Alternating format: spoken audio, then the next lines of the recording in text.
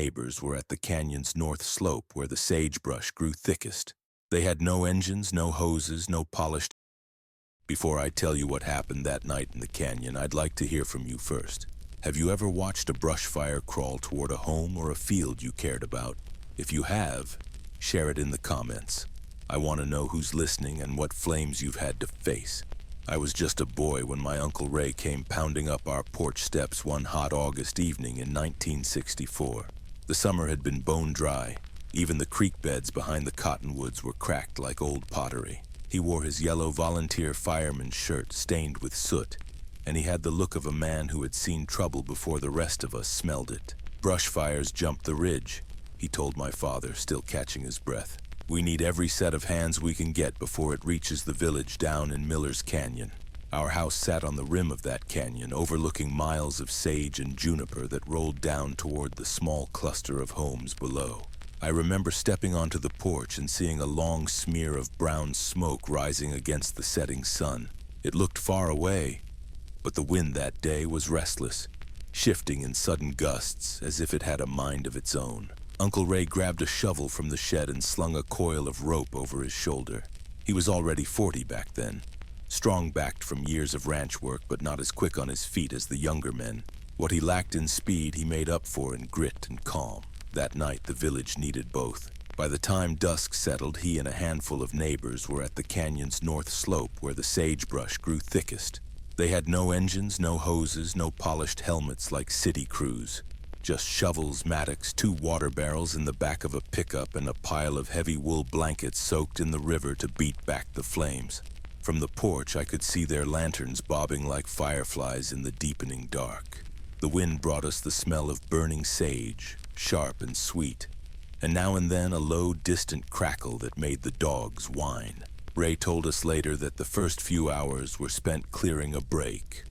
A rough line scratched into the earth to stop the fire's advance. Every shovelful of dry soil tossed onto burning brush felt like throwing handfuls of dust at a freight train, but they kept at it. The fire was still a half-mile away, licking down the ridge, yet the wind kept tossing sparks ahead like scouts sent to test their resolve. When the real front of the fire showed itself, it came like a glowing tide spilling over the crest. The sky above the ridge turned copper, then red. The men's shadows grew long and flickered across the rocks.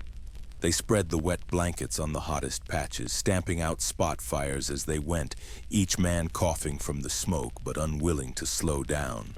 Uncle Ray was the oldest among them, yet the one who shouted loudest when someone wavered. He had a voice that could cut through the wind, steady and sharp, and it kept the crew moving in unison. He said later that the key to fighting fire without hoses was never to let it surprise you. Keep your eyes on its edges, never its heart, and cut off the paths it's trying to take.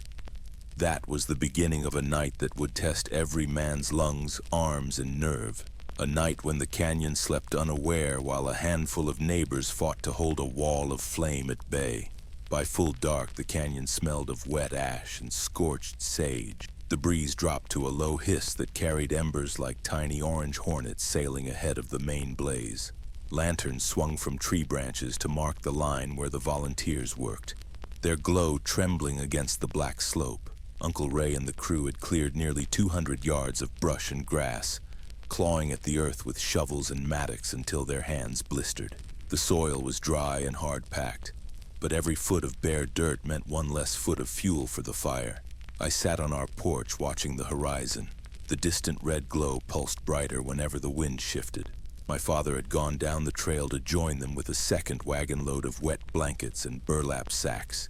Each man dipped the fabric in barrels of creek water and swung it over sparks that had jumped the line. The wet cloth hissed as it met the embers, sending up little curls of steam. The fire crept low at first, winding between sage clumps like a sly red snake, but when a gust funneled down the canyon, it flared higher, reaching for the dry branches of the junipers. The men spread out along the new break, shoveling dirt onto the crawling flames and stamping the edges where sparks leapt across the trench. Ray kept his eyes on the fire's flanks, just as he'd told the others. He moved with a steadiness that made younger men follow without question. At one point, a patch of flame broke loose uphill where the grass was thicker. Ray called 2 men to flank it, sending them with their shovels and wet sacks before it could leap the narrow line. Their faces were streaked with soot and sweat, and the heat from the flames was enough to dry their soaked shirts within minutes. Still they pressed forward, each swing of the shovel a dull thud against roots and stones. By midnight, the break curved like a scar around the north edge of the canyon, but the wind kept shifting, threatening to drive the blaze across the trench. Ray ordered them to widen the line by another 3 feet. Men dropped to their knees, scraping at the stubborn roots until their fingernails were rimmed with dirt. Up at the house, I could see sparks rising in small swirls where the wind danced against the cliff face. I remember the dogs pacing and whining, unsettled by the smell of smoke. The glow in the sky no longer looked like a sunset's afterburn, but like the rim of a giant furnace lid being lifted. Near 1 o'clock, a flare-up rolled across a dry gully, sending a wall of flame racing downhill. The men heard the rush before they saw it and scrambled to meet it at the trench. They spread blankets and heaped dirt, shouting above the roar that rose as the fire reached for the lower brush. Ray's shirt sleeve caught a spark that smoldered against the wool, and one of the neighbors slapped it out with his wet sack before it could burn through. There was no time for panic. They worked shoulder to shoulder until the flame smothered itself against the freshly turned earth. When the wind shifted again, it pushed the worst of the blaze back toward the ridge, buying the men a moment to breathe. They slumped on their heels, coughing from smoke and rubbing at their eyes. The whites turned red from the sting. Still the line held. As long as it held, the village below slept safe in the dark canyon. Past midnight, the fire no longer roared in waves, but crawled in scattered tongues along the dry sage, searching for another way around the break. That made it no less dangerous. A single gust could still fling sparks over the trench like a gambler tossing dice. Uncle Ray told me years later that this was the part that tested a man's patience more than his strength. When the flames are high, the danger is clear and you meet it head on. But when it shrinks to scattered sparks and glowing roots, the real threat hides low in the brush, waiting for the wind to change. The crew split into pairs to patrol the trench. Each man carried either a shovel or a wet blanket. Their faces were gray with soot except where sweat had carved dark streaks down their cheeks. They moved slow, bending to press out little spurts of fire that popped up like weeds through the dirt. At one point, a spark landed in the crown of a brittle juniper about 30 yards past the line. It caught with a sharp crack and lit up like a torch. The flare made the shadows dance against the canyon wall, and for a heartbeat, the men feared the worst. Ray grabbed a rope, tied it around a nearby boulder, and climbed partway down the slope with another man holding the line. They beat at the flames with their soaked blankets until the burning branches snapped and fell away. The effort left them coughing hard, but the juniper was saved before the embers could fall downhill. Further along the line, 2 younger volunteers widened a narrow stretch of the break. The soil was stubborn and stony, but they swung their mattocks as if carving through fear itself. The trench they carved glowed faintly with scattered coals that rolled to its base, but none leapt across. Up at our house, I saw the glow of the flare and held my breath until the light dimmed again. My mother stood beside me with her shawl tight around her shoulders, praying under her breath. The smell of scorched sage clung to everything. Even the curtains in the house would smell of it for days after. The night deepened into that hour when roosters stir but do not crow yet. The men worked in near silence, their boots crunching on dry soil, their coughs rasping in the smoky air. The lanterns now burned low, their oil nearly spent, and Ray ordered them to conserve what light they had by keeping 1 lamp for every 3 men. When the wind rose again around 3 in the morning, it drove a new line of glowing embers downhill, tumbling like fiery beads. The men rushed to meet it. This time the sparks died in the dirt before they could touch the brush. The widened trench held. Ray's arms ached as if made of lead, but he walked the whole length of the firebreak once more before allowing anyone to rest. He tapped each man on the shoulder, nodding at the ones whose eyes were nearly shut from fatigue. That nod carried more encouragement than words could. Just before dawn, a thin drizzle began to fall, the first mercy the canyon had seen in weeks. It hissed on the still glowing stumps and brought a smell of cooling ash that made the men sigh in relief. The fire's edge still glowed faintly on the ridge above, but it was no longer advancing. For the first time that night, Ray believed they might have stopped it from reaching the sleeping village. The drizzle that began before dawn was light and scattered, not enough to quench the fire, but enough to lay down some of the drifting embers. The air cooled just enough to slow the flames, but the smell of wet ash clung to every breath. Uncle Ray told me later that the hardest part of that night was not the digging or the smoke, but the way the fire refused to quit even when the men were nearly spent. They had been at it for hours, arms aching, eyes burning from the haze.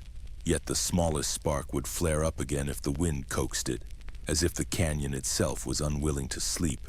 They kept patrolling the Firebreak in pairs, stamping out glowing roots and tossing fresh soil over any curl of smoke.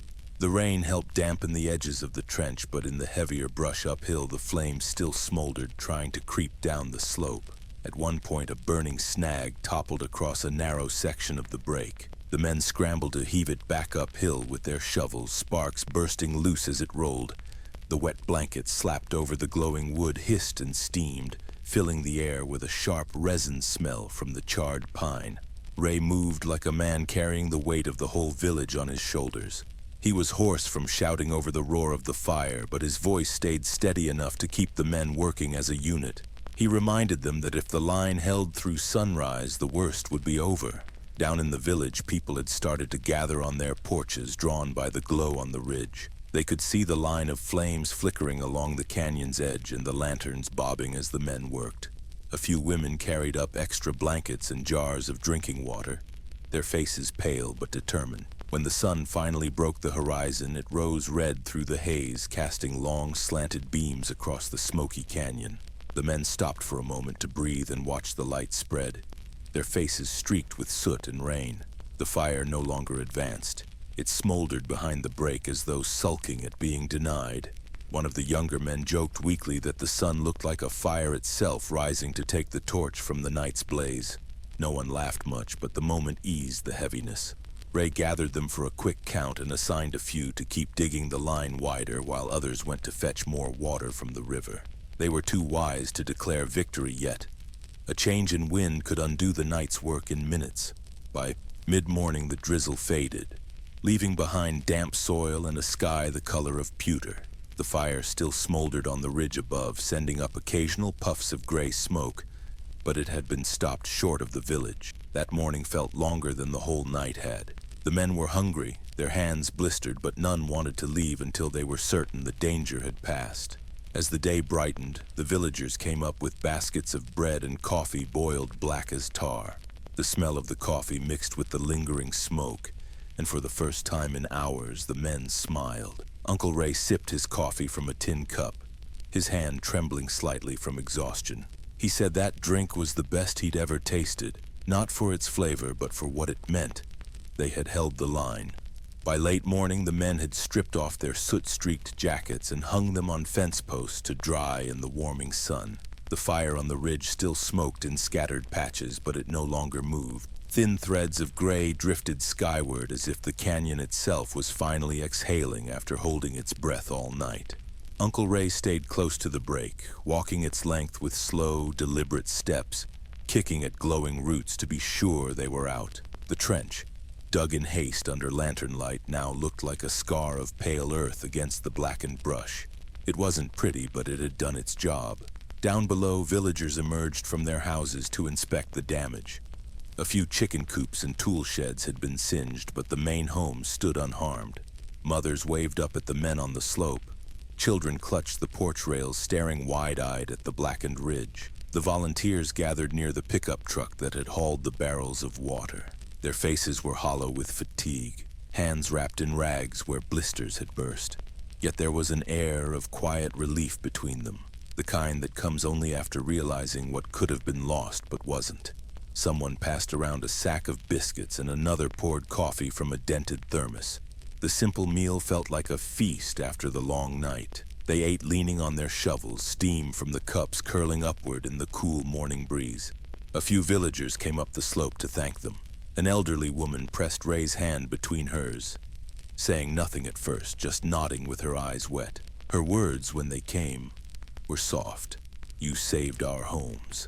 Ray cleared his throat and muttered something about everyone doing their part, but the way he held his cap in both hands betrayed how much her thanks touched him. In the afternoon, a county fire truck finally arrived. its siren off but its crew ready to finish the mop-up. They walked the line and told the volunteers they'd done more overnight than most crews could have with engines. The professionals dug a few more yards of line uphill and sprayed the hottest smoldering stumps. When evening came, the villagers set out benches and lanterns near the canyon road to share supper with the exhausted men. There was cornbread, boiled beans, and fresh well water that tasted sweeter than any cider. No one spoke much. They were too tired for long stories. The quiet clink of tin plates and the crackle of a small campfire were all that filled the air. Ray sat apart on a stump watching the ridge as dusk settled in again. The glow was gone, replaced by dark outlines of charred brush against a purple sky. He later told me that watching the hill quiet under the moon felt like seeing an old enemy retreat at last. That night, the volunteers slept on cots in the schoolhouse since the villagers insisted they not hike home until morning. Ray's boots sat by his bedside, blackened but intact. His blistered hands were wrapped in strips of linen one of the women had given him. When I picture that day, I always imagine the canyon under the first soft rain, the smell of wet ash, and men standing shoulder to shoulder with nothing but shovels, wet blankets, and willpower keeping the village safe. The morning after the firebreak held, the canyon smelled like wet earth and singed sage. The sky was still hazy, but the sunlight felt softer than the day before, as if it too had been dulled by the long fight. Uncle Ray and the other volunteers woke stiff and sore on the cots in the schoolhouse. Their shoulders ached from swinging shovels all night, and their hands were stiff inside the linen wraps. But no one complained. They shared what little breakfast the villagers brought: hot cornbread, eggs fried in iron pans, and strong coffee that steamed in chipped mugs. By mid-morning, the county fire crew had finished their final sweep along the ridge. They declared the blaze contained, though smoke still curled lazily from a few blackened stumps. The villagers lined the canyon road to thank the volunteers as they came down, some offering jars of honey or dried fruit as tokens of gratitude. Ray walked a little slower than the others, the blisters on his heels tender under his boots. Yet he kept his head high, nodding to neighbors who tipped their hats in respect. I was waiting near the bridge with my father, and I remember the way the smell of ash still clung to Ray's jacket as he bent to greet me. That afternoon, the men helped return borrowed tools and refill the barrels at the creek. They raked out the remaining embers and stacked the wet blankets to dry in the sun. The air held a strange calmness, as though the whole canyon was taking a breath after a long night of shouting. When evening came, the villagers gathered on the porch of the general store. Lanterns glowed against the wood siding, and children sat cross-legged near the steps, staring at the blackened ridge. Old Mr. Calder, the storekeeper, cleared his throat and spoke about what had been saved: the homes, the grazing fields, and most of all, the sense that neighbors could still count on each other when the world turned dangerous.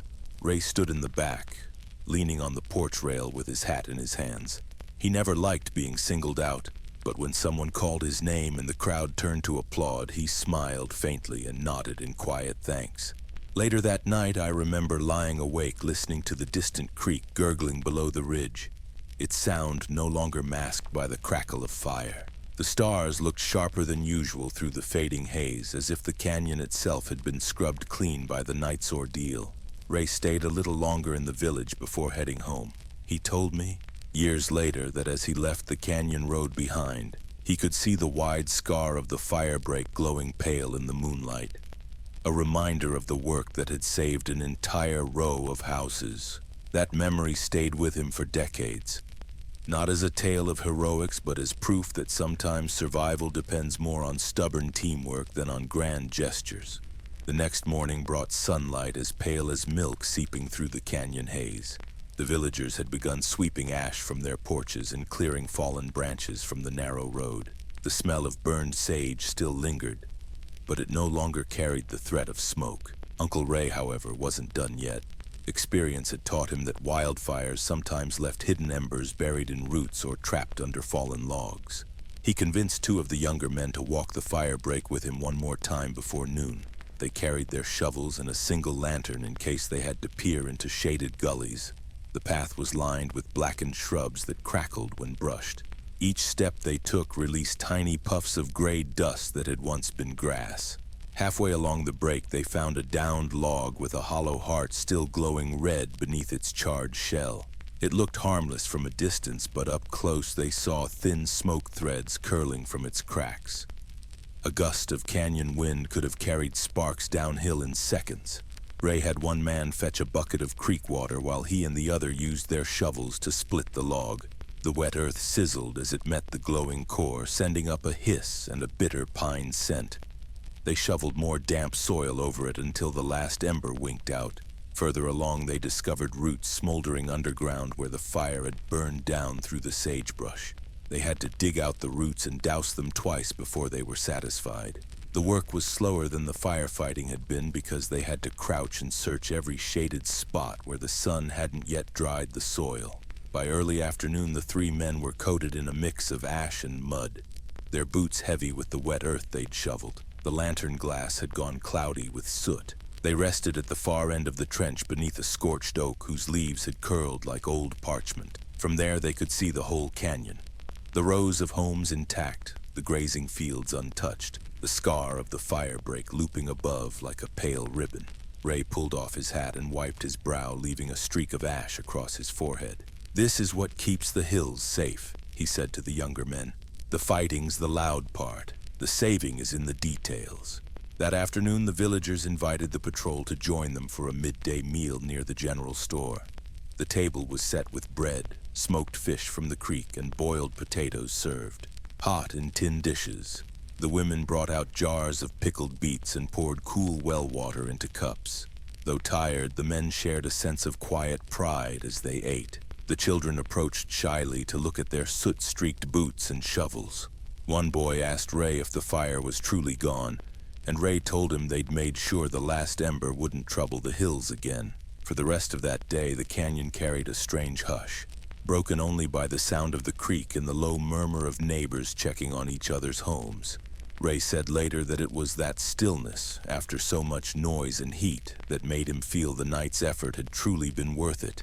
That evening, the canyon sky turned gold behind the blackened ridge, and the breeze carried only the faint scent of damp soot.